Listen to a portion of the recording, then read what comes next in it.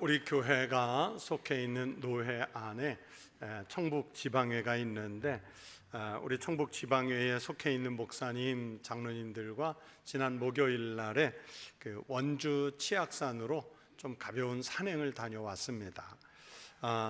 그 본격적으로 등산을 한 것은 아니었고요. 중턱까지는 케이블카로 갔습니다. 케이블카로 가고, 그리고 산을 조금 이제 좀 날씨가 무척 덥기는 했지만 걸어 올라가서 출렁다리를 건너고, 또 그리고 그 절벽에 놓인 다리, 그 길을 잔도라고 하지 않습니까? 한 잔도길 대략 한 1km쯤 걷고, 그래서 다시 내려오는 그런 여정이었습니다. 그런데 아무튼 산 중턱이라도 거기까지 올라가서 그 산 아래 보이는 풍광을 보니까요, 정말 아름다웠습니다. 제가 지금은 건강 때문에 등산을 거의 하지 못하는데, 예전에는 산 타는 걸 참 좋아해서 산행을 참 많이 했었습니다. 산을 올라가면요, 올라간 사람만 느낄 수 있는 감동이 있거든요. 그래서 산행을 하면서 제가 깨달았던 몇 가지 인생 지혜가 있습니다. 그게 뭐냐면, 첫째는 산은 올라간 만큼 내려다 보인다.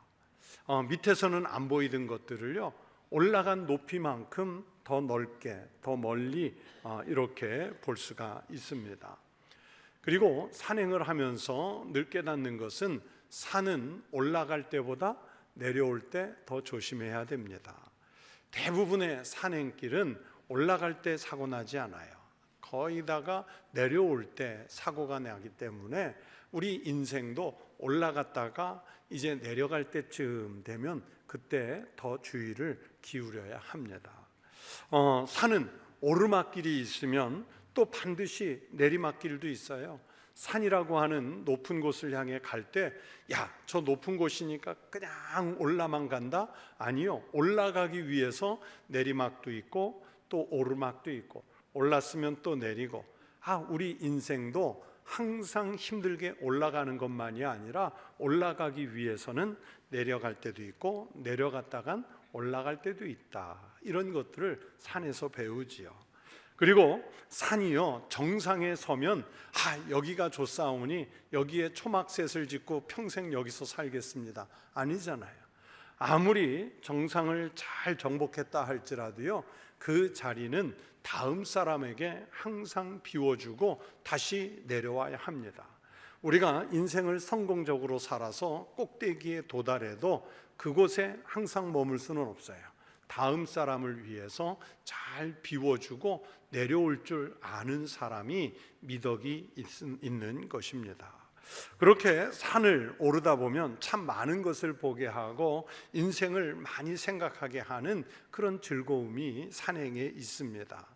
그러나 많은 사람들이 산행을 하면서 산을 보기보다는 고지가 저긴데, 저기를 정복해야 되는데, 그냥 거기만 보고 무작정 정복하는데 만족을 느끼는 사람들이 꽤 있죠. 그래서 그들에게 무엇을 보고 왔습니까? 라고 물으면 너무 산을 올라가는 데 집중하느라고 땅만 보고 왔습니다. 내 발등만 보고 왔습니다, 그러는 경우들이 있어요. 어떤 사람은 그냥 갇혀진 곳에서 잠깐 보이는 경치만 봤습니다. 깊이 있는 것을 보지 않고 생각을 하지 않고 올랐기 때문에 산에 올라간 그 산이 주는 큰 감동을 느끼지 못했던 거지요. 잠시 좀 쉬운 산행을 했지만 예전에 한참 산행을 하던 생각들이 나서 이렇게 길 가면서 생각을 했는데, 우리 신앙이 그렇겠다, 우리가 하는 신앙생활이 그렇겠다 하는 것에 제 생각이 이르렀습니다. 여러분, 우리가 신앙생활을 하면서도요, 신앙의 본질적인 문제보다는 주변의 상황에 더 많은 관심을 기울이느라고 신앙생활 자체가 흐트러지는 때가 많이 있지요. 믿음 생활을 오래 하면서 마음에 갖는 염려는 혹시라도 신앙을 통해서 예수 그리스도가 아닌 다른 것을 보려고 하는 때는 없었는가, 이런 그 반성입니다. 예수 그리스도를 신앙하는 일을 통해서 부귀영화를 기대하고 주님 때문에 내 육신적인 삶이 덕 좀 보려고 하는 시도는 없었는지 늘 돌아보면서 애를 써야 합니다. 우리가 교회 나올 때도 마찬가지입니다. 우리는 교회에 출석하면서 교회를 통하여 하나님을 만나고 예수 그리스도를 뵙기보다는 우리의 안위와 위로만을 찾으려고 할 때가 또 얼마나 많았습니까? 그러니까 교회를 통해서 겨우 자기 만족을 얻으려는 모습으로 교인이 되려고 할 때가 있다는 말씀입니다. 사랑하는 성도 여러분, 그래서 여러분에게 묻습니다. 여러분은 오늘 무엇을 보려고 우리 교회에 나오셨습니까? 여러분은 무엇을 얻기 위해서 지금 이 자리에 앉아 계십니까? 넓은 인간관계라든지 물질의 축복이라든지 또 마음속에 어떤 소원을 해결하기 위해서라든지 재미있는 일을 찾기 위해서라든지 나름대로의 자기 좋은 일을 위해서 교회를 찾은 것은 아니신지요? 또 마땅히 이 시간에 교회 말고는 갈 만한 곳이 없어서, 갈 곳이 없어서 교회를 찾는 것은 아닌지 모르겠습니다. 제가 수년간 외국에서 이민이나 또는 주재원으로 나와 있는 분들 대상으로 이민교회 목회를 해보니까요, 여러분, 외국에 사는 우리 교민들은 자기 신앙이 없어도, 아니 심지어 불교 신자여도요, 주일날 교회에 옵니다. 왜 그런지 아세요? 그나마 교회에 와야 일주일에 한 번 한국인들을 만나고 또 언어적인 불편함 없이 한국말을 일주일에 한 번 마음껏 쓸 수가 있고, 또 이민교회들은 항상 주일날 점심을 한식을 주거든요. 그러니까 거기 와야 한국 음식을 조금 먹을 수가 있어요. 그것 때문에 오는 거예요. 그러니까 교회에 오는 그 목적이 본질에서 벗어났다는 얘기지요. 지금도 특히 서울의 어떤 유명한 교회들을 찾는 교인들 중에는 그 교회 가면 유명한 사람들이 많다더라, 인맥을 넓힐 수 있다더라 해서 그 교회를 택해서 다니는 사람들이 많다고 하잖아요. 그러나 여러분, 분명한 것은 그렇게 인간적인 것을 찾으려고 하면서 교회를 찾아온다면 그것은 실수입니다. 그런 것을 찾으려면 교회 밖에 더 좋은 모임들을 얼마든지 찾아갈 수 있습니다. 물론 교회 안에 와서도 넓은 인간관계, 물질, 이익, 세상 일을 같이 할 동역자 얻을 수는 있지만, 그러나 세상의 다른 모임들에서 얻는 것에 비하면 별로 큰 것이 못 됩니다. 교회에서 이익을 얻으려는 사람이나 또는 받으려는 사람이나 특별히 유별나게 주고받을 것이 별로 없는 것이 교회이지 않습니까? 그런데도 많은 분들이 교회를 찾고 하나님께서 세우신 교회들을 찾아갑니다. 무엇을 보려고 나갑니까? 무엇을 보시려고 이곳에 있습니까? 너희가 무엇을 보려고 광야에 나갔더냐? 또는 너희가 무엇을 보려고 나갔더냐? 이 질문은, 본문 속의 이 질문은 세례 요한을 보려고 광야에 나간 군중들을 향하여 예수님께서 던지시는 질문이었습니다. 같은 질문을 오늘 본문 24절, 25절, 26절에서 세 번이나 하고 있습니다. 이 똑같은 질문은 이 군중들이 요한이 설교하고 있던 유대 광야까지 갔던 이유가 무엇인지를 묻는 내용입니다. 여러분, 유대 군중들은 세례 요한이 유대 광야에서 회개의 세례를 베풀었을 때 때를 지어서 그에게 나아가기까지는 했지만, 요한이 왜 그곳에 와 있는지, 요한이 저 메시지를 왜 전하는지 진정한 의미를 알지 못한 채로 나갔어요. 요한이 선포하고 있는 메시지가 어떤 내용인지 아직도 정확한 그 뜻을 모르면서, 즉 요한에 대한 참된 의미를 파악하지 못한 채로, 요한이라는 사람이 광야에서 이런 말을 외친다는데, 이런 기적이 일어난다는데, 입에서 입으로 소문이 나서 마치 무슨 유명한 사람 얼굴 보려는 그 마음 같은 자세로 광야에 나갔던 거예요. 그래서 예수님은 군중들에게 너희가 무엇을 보려고 광야에 나갔더냐 이렇게 물었습니다. 부드러운 옷 입은 사람이냐? 이 질문도 요한에게 나아가는 목적이 잘못되었음을 일러주는 말씀이지요. 요한을 통하여 성공한 사람을 보려고 했다면 이 또한 헛걸음하는 것임을 예수님께서 말씀하고 있습니다. 요한을 통하여 우리는 하나님 나라가 그리스도의 오심이 앞서서 선포되는 사실을 먼저 발견할 수 있어야 됩니다. 앞에서 요한이 갈대처럼 흔들리는 사람이 아니라는 것을 밝히신 것처럼 또한 요한은 세상적인 부귀영화에 매달려 광야에서 하나님의 말씀을 선포하고 있는 것이 아니라는 사실을 예수님께서 상기시켜주고 있습니다. 오늘날 많은 사람들이 이렇게 교회를 다니면서 세상적인 복을 받기를 기대하는 마음으로 다니는 경우들이 많습니다. 물론 하나님께서 적절한 복을 하나님의 백성들에게 주시겠지만, 그러나 교회에서 주님의 말씀을 듣는 것은 화려한 옷을 입기 위해, 사람들에게 부귀를 드러내기 위해, 그런 세속적인 목적 때문에 광야에 나가는 게 아니잖아요. 예수님은 또 말씀하십니다. 선지자냐라는 이 질문도 마찬가지예요. 지금까지 군중들은 세례 요한을 보러 나간 목적이 갈대처럼 시루에 흔들리는 무슨 목회자, 설교자를 보러 간 것도 아니고, 부드러운 옷을 입은 사람, 화려한 옷을 입고 사치하게 생활하는 사람을 만나러 나간 것도 아니라고 대답했을 거예요. 그러나 선지자냐 하는 질문에는 예, 그렇습니다 대답을 했겠죠. 왜냐하면 예수님께서 옳다 하시는 말씀에 그 답이 있어요. 군중들은 세례 요한에게서 선지자의 기운을 느꼈고 선지자로서의 신뢰를 가지고 있었습니다.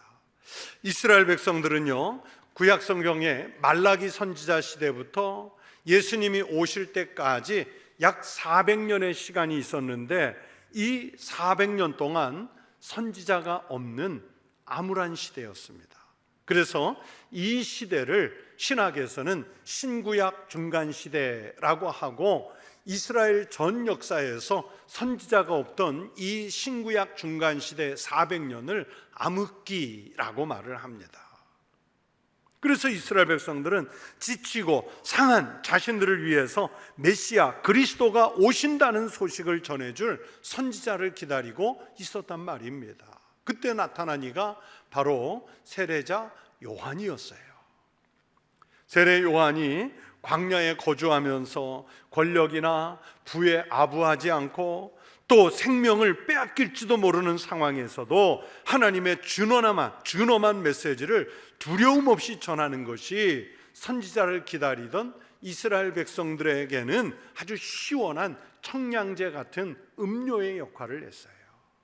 세상의 시류에 영합하지 않고 백성들이 하고 싶은 말을 대신해서 속 시원하게 해주는 것으로서도 백성들에게 충분히 힘을 주는 계기가 되었습니다.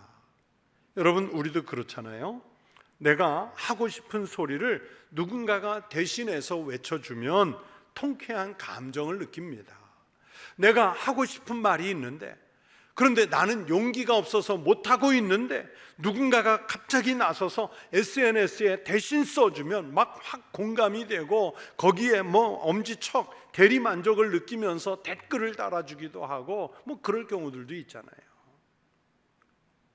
지금 이스라엘 상황에서는 로마에 억눌리고 헤롯 일가에 억눌려서 숨도 제대로 못 쉬던 그 백성들에게 세례 요한이 등장한 것은 그토록 오랜 세월을 고대하던 선지자의 등장이었습니다.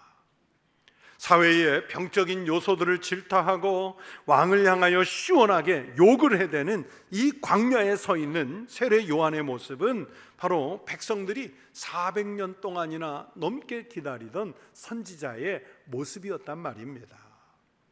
그래서 이스라엘 백성들은 광야로 나가서 요한의 설교를 듣고 그분에게 세례도 받고 그를 하나님이 보내신 선지자로 인정했습니다. 실제로 헤롯을 비롯한 권력층에서 세례 요한을 죽이려고 도모했을 때 세례 요한을 죽이면 밀란이 일어날까 봐 두려워서 그를 잡아들이지 못하는 그 기록들이 성경에 남아 있잖아요. 예수님께서도 바로 백성들의 그런 마음을 인정하셔서 세례 요한을 선지자로 본다는 그들의 반응에 대해서 옳다, 이렇게 오늘 말씀하지요. 그리고 옳다는 것에서 새로운 평가를 더해 주셨습니다. 그 평가는 26절에서 내가 너희에게 이르노니 선지자보다도 훌륭한 자니라, 그렇게 말씀하세요. 그러니까 군중들이 생각하고 있는 세례 요한보다 한 걸음 더 나갔습니다. 그러면 예수님은 왜 세례 요한을 선지자보다도 훌륭한 자라는 평가를 하셨는지 우리는 알아야지요. 지금까지의 구약의 선지자들은요, 예수 그리스도의 오심, 즉 메시아가 오실 것을 대망하면서 예언 활동을 했지요. 이것이 선지자들이 전하는 메시지의 중심이었지 않습니까? 사람들은 선지자를 통해서 점점 근접해가는 메시아의 강림 소식을 듣는 것을 당연하게 여겼습니다. 그러나 세례 요한은 달랐어요. 지금까지 구약 성경에 등장하는 그 무수한 선지자들이 예언적인 용어로 메시아를 설명했다면 세례 요한은 이제 메시아를, 그리스도를 눈으로 확인하고 그분에 대해서 목격담을 전하는 그런 선지자였기 때문입니다. 세례 요한은 예수님을 향해서 나는 그의 신발끈을 풀기도 감당하지 못하겠노라, 그렇게 겸손하게 표현했고요, 예수님을 오시리 또는 세상 죄를 지고 가는 하나님의 어린 양, 이렇게 목격하고 선포하잖아요. 그러므로 세례 요한은 예언된 그 메시아 그리스도를 직접 본 자이므로 선지자보다 큰 자라고 예수님께서 칭찬하십니다. 지금까지 여자가 낳은 자 중에 요한보다 큰 자가 없도다, 이렇게 극찬하면서 세례 요한에게 칭찬을 아끼지 않으세요. 사람들이 광야에 나가 듣기 원하는 소식 중에 가장 가치 있는 소식인 메시아의 소식을 직접 보고 확인해서 선언했기 때문에 세례 요한을 큰 자라, 그렇게 예수님께서 인정해 주셨습니다. 군중들은 바로 이 소식, 그리스도에 오신다는 소식을 듣기 위해서 광야에 나갔던 것이거든요. 그러면서 예수님은 또 한 번의 파격적인 선언을 하십니다. 예수님은 세례 요한을 말씀하시면서 끝으로 하나님 나라에 이른 자가 지극히 작은 자일지라도 오히려 세례 요한보다 더 큰 자니라, 이렇게 말씀하잖아요. 세례 요한이 여자가 낳은 자 중에 제일 큰 자인데, 여러분, 지극히 작은 자일지라도 천국에 이른 자가 오히려 세례 요한보다 더 크대요. 무슨 뜻입니까? 세례 요한이 예수를 오실 자로 선언하는 선지자의 역할이었다면, 믿음으로 예수를 주님으로 영접한 사람은 이미 천국을 소유하게 되었고, 그 사람은 오히려 세례 요한보다 큰 자라는 말씀입니다. 요한은 예수님보다 조금 앞서와서 오실 메시아를 선포한 것이 위대한 사역이었으나, 다른 한편으로는 요한은 메시아의 나라 천국에서 문지방에 서 있는 정도예요. 세례 요한을 보세요. 여러분, 세례 요한은 자기가 죽고 난 다음에 일어나는 예수님과 관련된 일을 하나도 모르고 있잖아요. 십자가 사건과 부활의 사건, 예수님께서 승천하신다는 것, 예수님께서 승천하신 후에 오순절의 성령의 강림의 역사, 이런 것들을 경험하지 못해서 여러분, 세례 요한은 오늘 광야에서 외치고 있는 그의 말씀에 한계가 있습니다. 그래서 세례 요한이 보지 못하고 이해하지 못했던 예수님의 이런 사건들을 실제로 목격한 제자들이나 그 이후의 신앙인들이 오히려 예수님을 세례 요한보다 더 정확하게 이해하고 그분을 믿는 믿음을 가졌으므로 천국에서는 세례 요한보다 예수를 믿는 우리 같은 사람이 더 큰 자라고 말씀하시고 있습니다. 예수님은 이 본문 말씀을 통해서 광야에 나가서 그토록 매달리면서 요한을 보았으나 그는 위대한 선지자임에는 분명하나, 반면에 세례 요한의 사역에는 이렇게 한계가 있다는 것도 짚어주시고 있습니다. 예수님은 광야에 나간 백성들이 더 큰 믿음을 가져서 한 차원 더 높은 하나님의 사역, 그게 뭡니까? 세례 요한이 앞서 와서 선포하는 그리스도, 예수, 메시아를 만나는 것을 예수님은 기대하신다는 말씀입니다. 순간에 나타나는 현상들만을 보고 단편적인 믿음 갖는 것을 경계하시고 감정적인 믿음 갖지 않고 그리스도, 예수를 볼 수 있는 그 영안을 여는 그 마음을 기대하고 계신다는 뜻입니다. 여러분, 오늘날 우리들의 신앙생활 속에서 이러한 모습이 발견된 때는 없습니까? 교회에 나오면서 예수님을 만나는 것이 주 목적이기보다는 예수님을 신앙하는 것이 그냥 부차적인 거예요. 주된 목적, 교회 나오는 주된 목적이 따로 있어요. 교회 나와서 예수님을 만나고 그분을 통해서 은혜와 구원을 사모하는 신앙이 아니라 친교를 위해서 교회 나오고 이익을 위해서 교회 나오고 가정의 평화를 위해 교회 나오고 또 재밌는 일들을 마련하기 위해서, 한마디로 예배당을, 교회를 놀이터 삼기 위해서 나오는 그런 경우들이 있단 말이에요.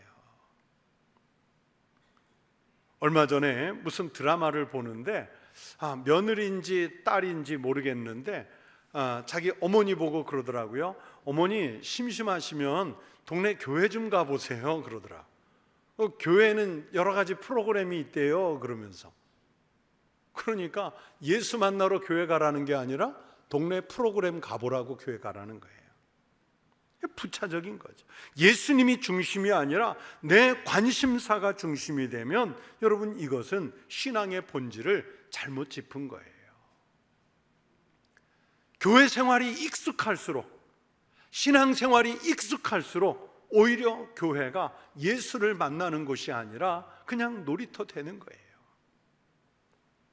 여러분, 교회 나오면서 첫째 되는 목적은요, 바로 예수 그리스도를 만나 뵙고 그분을 통해서 하나님 나라를 소유하는 것입니다. 그리하면 내 삶에 필요한 다른 것은 하나님께서 다 채워주십니다. 그런즉 너희는 먼저 그의 나라와 그의 의를 구하라. 그리하면 이 모든 것을 너희에게 더하시리라. 우리가 먼저 구해야 하는 것은 생활에 필요한 모든 것이 아니라 먼저 하나님 나라와 하나님의 의입니다. 먼저 하나님 나라와 의를 구하면 다른 것은 하나님께서 공급하여 주시지요.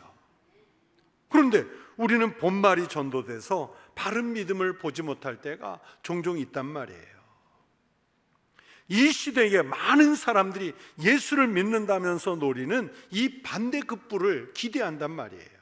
말씀보다는 놀라운 표적을 구하고 말씀을 통해서 자기들의 가려운 데를 긁어주기를 기대하고, 그래서 자극적인 표현을 기대하고, 참된 진리보다는 자기가 나름대로 설정해 놓은 신앙 방식에다가 교회가 꿰맞춰 주기를, 하나님의 뜻에 내 뜻을 맞추는 것이 아니라 내 뜻에 교회가, 사람들이 맞춰주기를 바라는 그런 것이 있어요. 그래서 교회를 통해서 무슨 정치적인 영향력을 기대하고, 교회를 통해서 시민운동도 하려 하고, 교회를 통해서 사회 구제를 하는 일을 먼저 하려고 해요. 다 필요한 일이죠. 교회가 힘써서 해야 할 일들이지요. 그러나 여러분, 교회는 그것이 주된 목적이 아니에요. 교회의 힘은 표적에서 나오지 않습니다. 남다른 신앙, 특별히 요란한 신앙을 보여주어야만 교회에 힘이 생기는 것이 아닙니다. 유달리 무슨 톡톡 튀는 프로그램, 무엇인가를 준비해야만 교회에 힘이 형성되고 개인의 믿음이 드러나는 것도 아니에요. 그래서 예수님께서 지금 광야를 나가는 그 유대인들에게 물으시잖아요. 너희가 무엇을 보려고 광야에 나갔더냐? 여러분에게도 묻는 거예요. 무엇을 보려고 교회에 나갔더냐? 이 질문에, 예수님의 이 질문에 우리는 그리스도, 예수님을 뵈러 왔습니다, 이 답이 나와야 합니다. 여러분, 초대교회 성도들이 무엇으로 교회의 힘을 유지했을까요?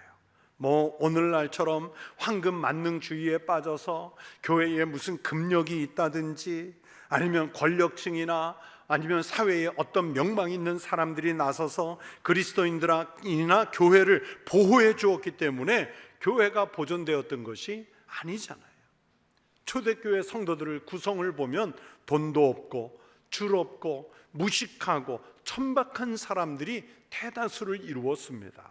그들에게 오로지 십자가를 지신 죄인과 같았던 예수라는 분과 그의 성령을 통한 믿음의 힘, 이것밖에는 가지고 있는 것이 없었습니다. 그러나 그들은 세상을 정복하고도 남는 힘이 있었잖아요. 오늘날 여러분, 교회가 왜 힘을 잃고 왜 복음의 능력을 잃습니까? 프로그램이 많이 개발되지 않아서, 교회 안에서 인간관계가 형성되지 않아서, 교회에 머리 나쁜 사람들만 모여 있어서 그래서 교회가 힘이 없습니까? 아니요. 다른 것 다 없어도 돼요. 예수 그리스도, 그분의 이름이 살아있고 예수 그리스도, 그분을 만날 때 성도가, 교회가 힘을 얻는 줄로 믿습니다. 그런 거예요. 그래야 복음의 일은 더 잘할 수도 있고 못할 수도 있어요. 일은 빨리 할 수도 있고 늦게 할 수도 있어요. 사람은 많이 사귈 수도 있고 적게 사귈 수도 있어요. 그러나 예수 그리스도, 그분의 이름이 빠지면 교회는 아무 힘이 없어요. 그래서 제가 우리 부목사님들에게 또는 교역자들에게 간혹 교육할 때 그 말을 해요. 다른 건 몰라도 우리 목회자부터 먼저 예수를 잘 믿자.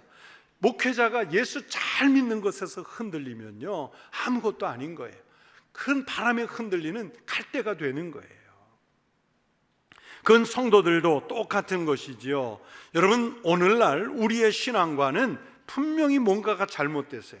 예수 그리스도보다 다른 것이 더 중요합니다. 건물이 중요하고 무슨 관계가 중요하고 뭔가 내세울 수 있는 외양이 중요합니다. 그것이 갖추어진 교회를 좋아하고 주님의 십자가, 주님의 희생, 주님의 낮아짐은 오히려 관심 밖으로 밀려나 있기 때문에 교회가 힘이 없는 거예요. 주님이 그런 초라한 모습이라면 사람들이 믿으려고 하지 않는다고 생각해요.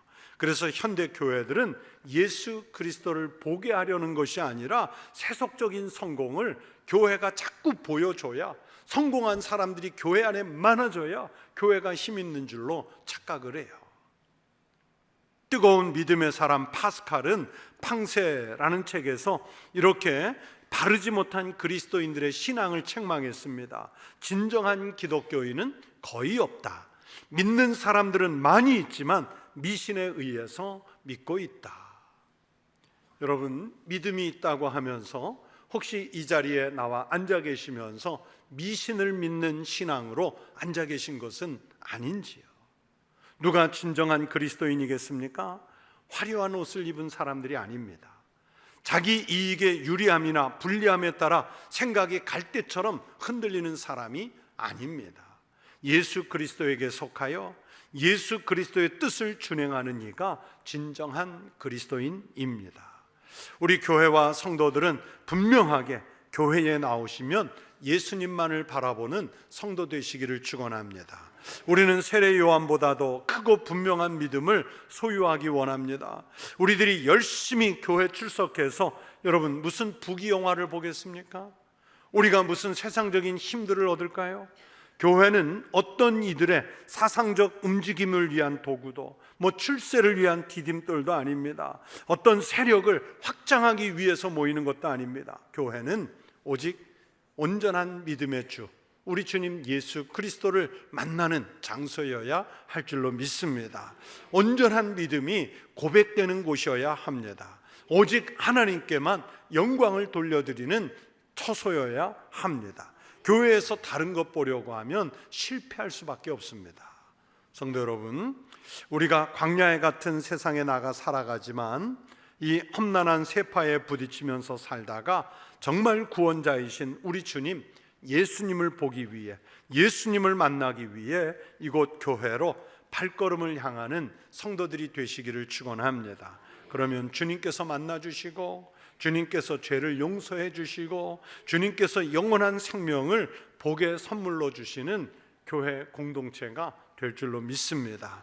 우리 청북교회가 이곳에 모인 성도들이 예수님을 바라보고 예수님을 만나는 구원의 터, 그리고 만민이 함께 나와 기도하는 집 되시기를 주의 이름으로 축원합니다. 기도하겠습니다.